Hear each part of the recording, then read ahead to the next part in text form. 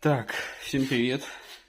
Столкнулся я с такой проблемой, что вот такая вот машинка LG, нам привычная, шумит вот так.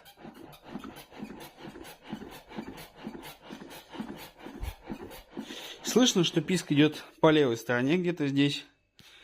Вот. Но я толком не могу понять, где. Точнее, не мог понять, где. Вот. Время сейчас у нас 6:37. Я с 4 часов ищу причинно-следственную связь. Почему она у нас пищит? Я перепробовал поменять сайлент-блоки в амортизатор, поменял пальцы. Я смазал крепление корпуса, куда встает амортизатор. Я смазал пружины. Вот. Но писк у меня остается. Вопрос где? Этот писк я нашел. Сейчас я вам покажу. Итак, при движении барабана, вот так лежа особо не посмотреть на это все дело. Вот, но при движении барабана оттягивается коса вот эта.